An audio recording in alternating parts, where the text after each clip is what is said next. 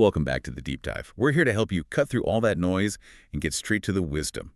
Today, we're really tackling a core challenge of leadership, maybe the challenge, living and leading in what people call a VUCA world. Right. Volatile, uncertain, complex, and ambiguous. Exactly. And the paradox is we have more information than ever, endless data streams, but somehow less clarity.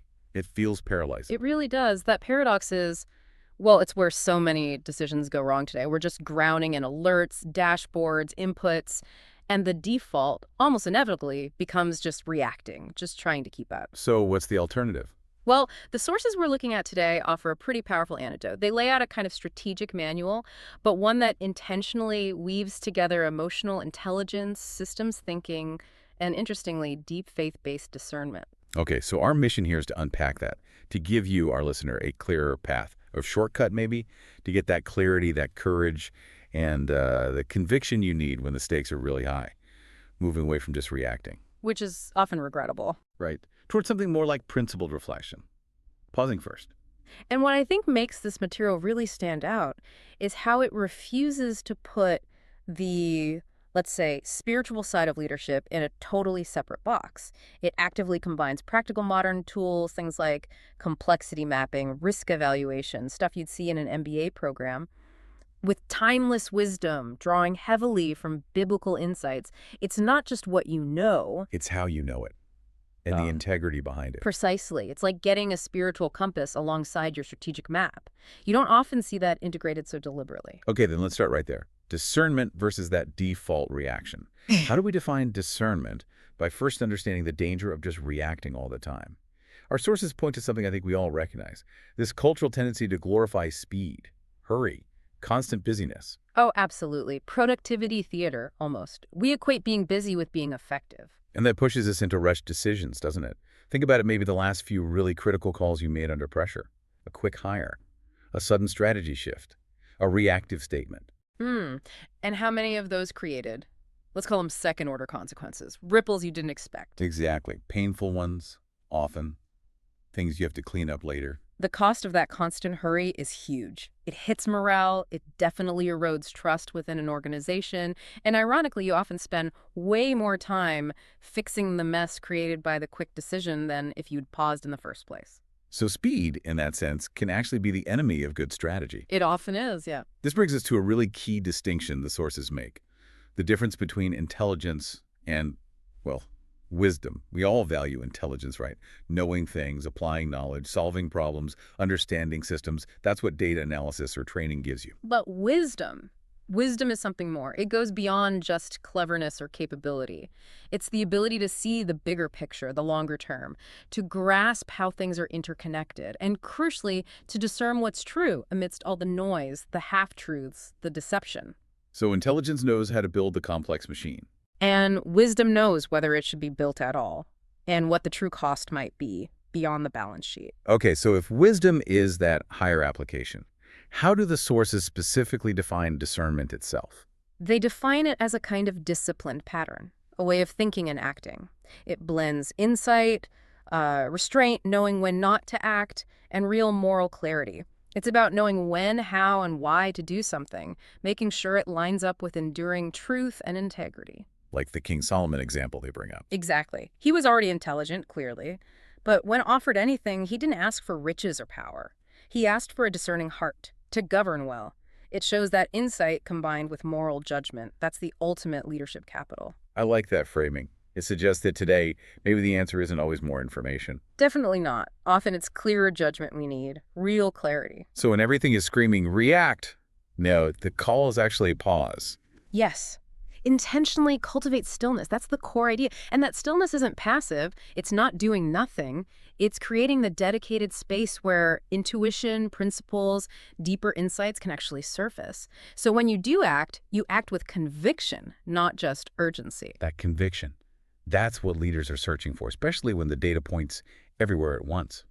Which leads us right into the core framework the sources offer, a way to anchor these big decisions in principle. They call it TG2, easy to remember. Truth, goodness, timeliness, and godliness. Right.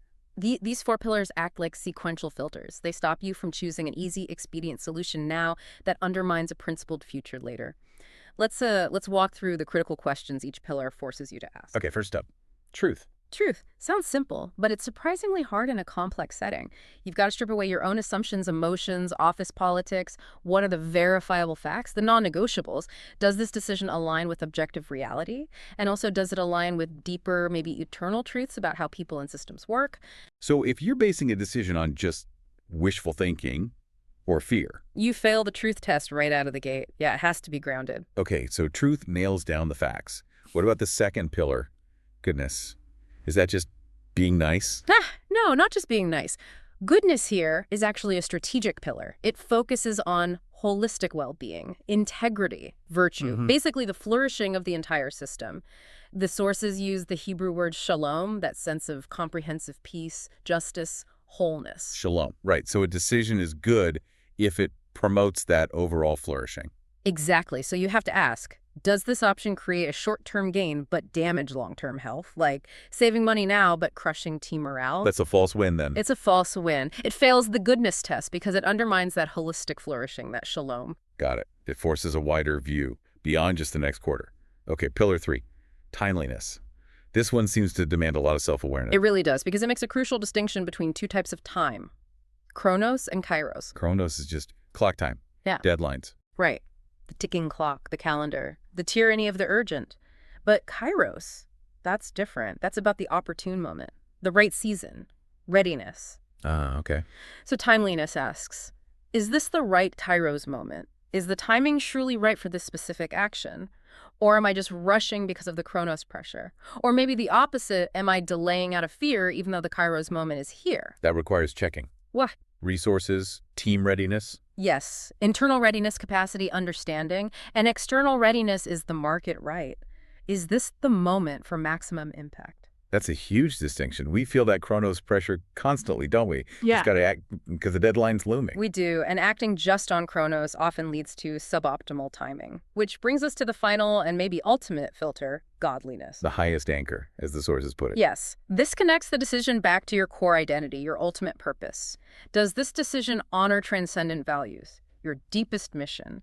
Does it advance purposes beyond just immediate self-interest or, what seems expedient right now? So even if something seems true, and maybe even good in a limited sense, If it compromises your core integrity or betrays the fundamental mission of why you or your organization exists, it fails this final test. It keeps strategy anchored to purpose. okay, let's make this concrete with the example they used. The manager with the conflicting performance signals. Data shows output is down, maybe 10%. But colleagues are saying this person is incredibly creative, boosts morale, mentors others. Right. A purely reactive leader, one driven only by the visible metrics. Fires them or demotes them. Quick fix for the numbers. Exactly. Sees the data, assumes immediate action is needed for efficiency. But the TG2 framework forces that crucial pause. Okay, walk us through that pause using TG2. Okay. First, truth. Is that quantitative decline the whole story? Are there external factors? Is the system's goal purely output, or does it also value innovation, which is often slower, messier? Get the full truth. Makes sense. Then goodness. Goodness asks, what's the impact on the whole system's shalom? Does firing this person signal that creativity and morale don't matter if output dips slightly? That could poison the culture long term. Is that truly good for the organization's health? Right. And timeliness. Is a drastic move needed right now, Kairos? Or is this actually the season to invest? Maybe support the creative side while coaching on the metrics. Is immediate termination the only timely option or just the easiest reaction? So it pushes the manager towards finding a solution that upholds values in team health, not just hitting one number. Precisely. It slows things down just enough to aim for the right decision, not just the fast one. Okay, that example really clarifies the framework for, say, individual situations. But most big leadership calls aren't neat like that. They're tangled, complex systems where you pull one lever. And 3 other things unexpectedly shift. Exactly. That's the VUCA reality we started with. So how do we apply this principled clarity when we're dealing with those huge interconnected challenges? That's where the sources emphasize adopting systems thinking. You have to learn to see the ripples before you throw the stone. You mentioned automation before. Automate customer service to cut costs. And boom, 3 months later, loyalty tanks because you removed the human connection that built it. You only saw the cost, not the system dynamic. This is where they bring in the iceberg model, right? Yeah. Most of us just react to the tip sticking out of the water. That's right. We see the events, the budget cut, the product launch failure, the key person resigning. That's the visible 10%. But reacting only to the event is low leverage. It doesn't really fix the underlying issue. It's the lowest leverage point. You patch the hole, but the ship keeps taking on water because the real problem is deeper. Discernment means pushing below the surface. Below events, you start seeing patterns or trends. Oh, wait, this isn't a one-off failure. Something like this has happened 3 times this year. Okay, seeing patterns is better. What's below that? The systemic structures, the policies, the processes, the organizational design, the reward systems, the things that actually produce those recurring patterns. So changing a flawed policy has more leverage than just fixing one resulting event. Makes sense. But you said there's even a deeper layer. Yes, the deepest layer and therefore the highest leverage point for change. The mental models. Mentor models. What exactly are those? They're the deeply held assumptions, the core beliefs, the values often unspoken that shape how everyone in the system thinks and acts. They're why the structures are the way they are. Give me an example. Okay, say the underlying, maybe unstated mental model in a company is customer service is just a cost center to be minimized. That belief will drive structures and policies that consistently underfund and devalue service, leading to patterns of customer complaints, which bubble up as events. I see. But mental models sound deep, ingrained. How does a leader actually shift a powerful mental model like that using discernment? You can't just send out a memo saying, think differently. Haha, no, definitely not. A memo won't cut it. Discernment helps you see that shifting a mental model often means challenging the fundamental purpose or the goals of the system. You use that TG2 framework we talked about to expose the contradictions. If the current model, cost avoidance above all, clearly fails the goodness test because it harms customer relationships and employee morale, destroying long-term shalom, and maybe even the godliness test, if it betrays a stated purpose of serving customers well, then you have the justification. The moral and strategic clarity. Exactly. To propose and champion a new principled mental model, like shifting from minimized service costs to customer service drives long-term value and loyalty, you have to make the principled case for changing the goal itself. Okay, so discernment provides both the insight to find that deep leverage point and the principled backbone to actually push on it. Yes, and that courage, that principled backbone, extends directly into how we handle risk. We have to talk about acting when things are uncertain. Because waiting for perfect certainty means waiting forever. Usually. And the sources point to the parable of the talents, Matthew 25, as a powerful insight here. It suggests that responsible stewardship, being entrusted with resources, actually requires taking calculated, principled risks. People often focus on the reward for the servants who doubled the money. But the real lesson is maybe about the third servant. I think so. His failure wasn't losing money. He didn't even try. His failure was fear.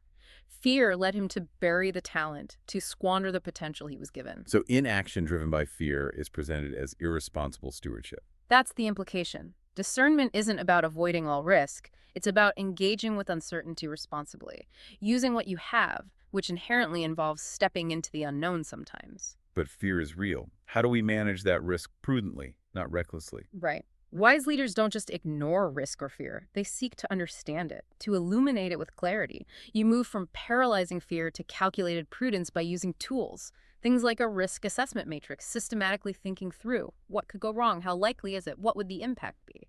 And discernment guides the kind of risks you're willing to take, aligning them with your principles. Precisely. Then, based on that assessment, you develop proactive mitigation strategy steps to take now to reduce the likelihood or severity of those risks. And you also need a plan B. Absolutely. Robust contingency plans. What do we do if this risk does materialize despite our efforts? Having that thought through beforehand provides confidence and resilience. These tools are how wisdom gets practical in facing uncertainty. This connects really well to the final case study you mentioned, the biblical story of Esther, blending that spiritual depth with strategy and timing. Esther's story is just a masterclass in discerning the Kairos moment. She's facing an existential threat, potential genocide for her people. And she doesn't just charge in.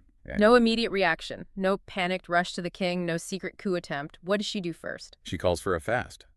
Prayer and fasting. Yes, a collective, intentional pause, deliberately silencing the noise, the fear, the chaos, seeking divine strategy, clarity, the right kairos. That fast was the ultimate act of cultivating stillness, wasn't it?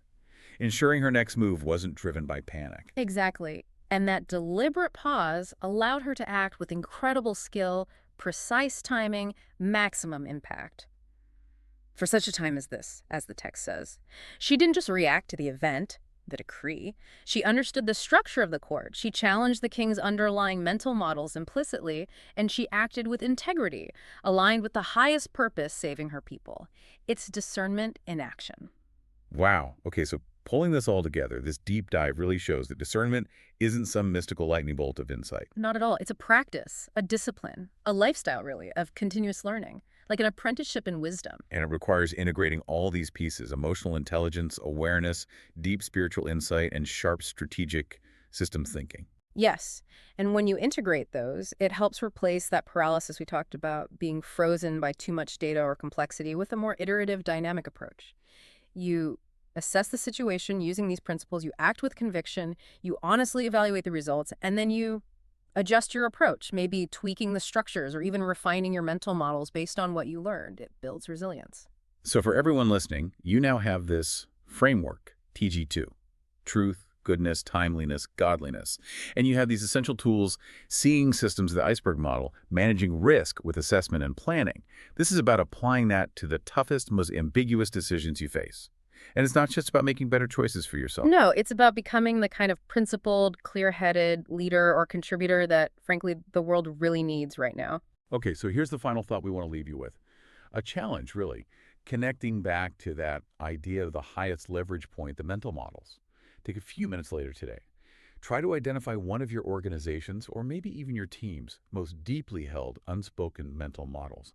That underlying assumption everyone just accepts, maybe even one that leads to recurring problems. Got it. Now ask yourself this: what current difficult decision that you're wrestling with would change completely, utterly, if you successfully replace that one limiting assumption with a principle rooted in enduring truth, goodness, and purpose? Challenge that assumption, even just in your own thinking first. That's where the shift begins.